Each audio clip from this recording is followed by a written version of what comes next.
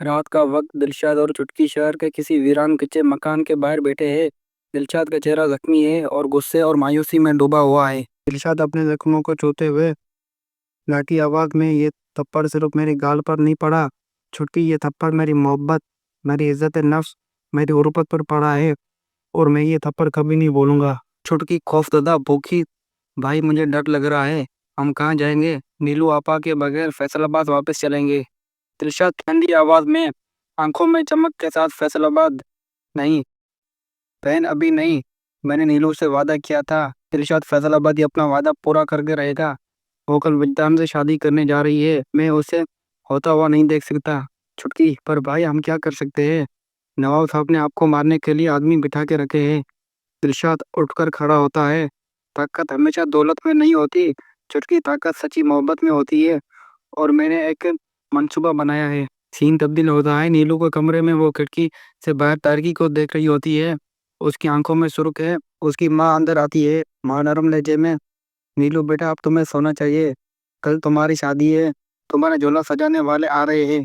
نیلو بغیر مرے، امی آپ جانتی ہے کہ میں یہ شادی نہیں کرنا چاہتی، آپ جانتی ہے کہ میں دلشاد سے محبت کرتی ہوں، کیا آپ اپنی بیٹی کے لیے کچھ نہیں کر سکتی؟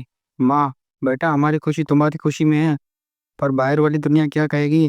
تمہارے ابا کی عزت کا سوال ہے، کبھی کبھی ہمیں اپنے دل کو مار کر دماغ سے فیصلہ لینا چاہیے۔ نیلو مڑ کر ماں کی طرف دیکھتی ہے، تو پھر سن لو، کل مجھے مجبور کیا گیا تو میں وہ منہ بناؤں گی جو ویگان کبھی نہ بولے، میں اس کے گھر کی عزت کو ایسے غدار کروں گی کہ دھولے گا نہیں۔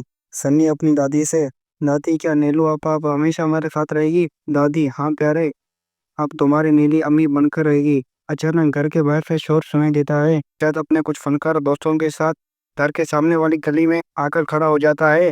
وہ اپنا ہارمونیم بجاتا ہے اور بلند آواز میں گانا گانا شروع کرتا ہے، دلشاد گاتے ہوئے، رستے تو ہر کوئی اپنی منزل ڈھونڈ لے، میری منزل تو وہ ہے جو مجھ سے چھن گئی، کہو تو آج تیری گلی کے موڑ پر اپنی محبت کا داستان سنا دوں۔ نیلو اپنے کمرے میں یہ آواز سنتی ہے، اس کا چہرہ روشن ہو جاتا ہے، وہ اپنی چوڑیاں پہننے کی تیاری چھوڑ کر کھڑکی کی طرف بھاگتی ہے۔ نواب صاحب غصے سے چلاتے ہوئے، یہ کون ہے؟